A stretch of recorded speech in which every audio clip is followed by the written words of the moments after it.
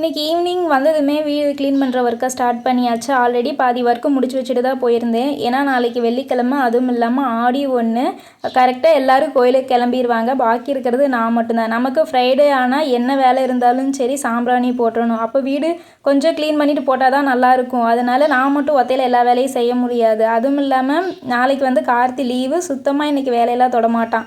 அதனால் இன்றைக்கே எல்லா வேலையும் முடிச்சிடலாம் அப்படின்னு சொல்லிட்டு கார்த்தி வரக்குள்ளே என்னால் முடிஞ்ச வேலையெல்லாம் செஞ்சிடலாம் அப்படின்னு சொல்லி ஸ்டார்ட் பண்ணிட்டேன். எப்பயுமே நாங்கள் 2 பேர் பிரித்து போயிருந்தோம். இந்த வேலையை நீ செஞ்சுட்டு இந்த வேலையை நான் செஞ்சிடறேன் அப்படின்னு சொல்லிட்டு வர வர கார்த்தி ரொம்ப குட் பாய் ஆகிட்டான். ஏன்னா முதல்ல வந்து ஒரு வேலையை சொன்னாலே கடமைக்குன்னு செய்வான். இப்போ எல்லாமே அதை பர்ஃபெக்டாக க்ளீனாக எனக்கு தகுந்த மாதிரி செய்ய ஆரம்பிச்சிட்டான். இந்த இயரோட பெஸ்ட் ஹஸ்பண்ட் அவார்டு யார் கொடுக்கணும்னு கேட்டால் கார்த்திக்கு தான் கொடுக்கணும். நாங்கள் 2 பேர் சேர்ந்து செஞ்சு இந்த வேலையெல்லாம் முடிக்கிறதுக்கு 9 o'clock ஆகிடுச்சு.